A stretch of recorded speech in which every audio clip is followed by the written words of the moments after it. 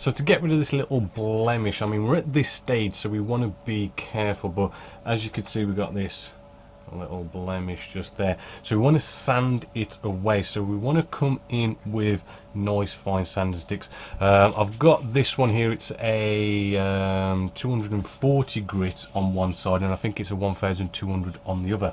And what we're going to do here is not only are we coming in with light sanding sticks, but we also want to just very carefully, just lightly sand away at these little bumps that we've got here. Right, the lighter we can do it, the better. The more we can just literally kind of target those bumps. And as you can see, we've already sort of gone down to the primer now. Let's bring you out a bit, focus a bit better. There we go. We're already sort of down to the primer. We don't really want to be doing that, but you know, it's sadly one of these things. Alright, so we just want to get it so we can not feel that ridge anymore. There's a little bit of a ridge still there, so you know, it's a careful game, just being really sort of light with it.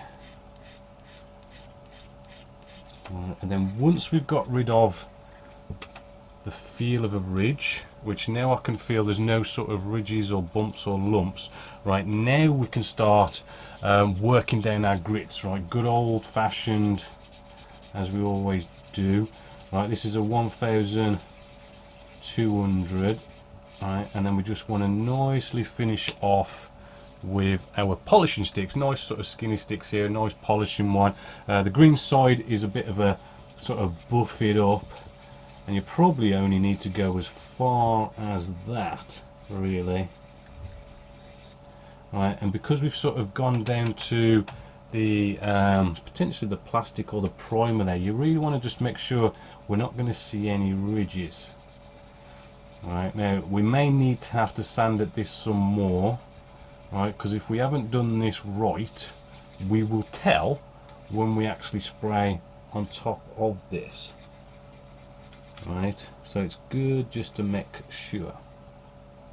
So now that, you know, I'm kind of pretty sort of sure that this is nicely sanded away, no bumps, no raises or anything like that. It's got to be all sort of nice, right? You've got to be really sort of careful, because what we don't want to be doing now is sort of spraying on top of this and then you know, it doesn't look quite right, because we're going to see all the blemishes now when we spray on top, and then you've got to go off and basically spray it all again. So I'm coming in with our original colour, and what you want to do is you sort of do want to come in close, right, because the last thing we want to do is just blast all over this, and we've got to redo a bigger area. So again, you know, my paint's a little bit thinner than normal, so I can get in close. My air pressure's down, so I can get in close.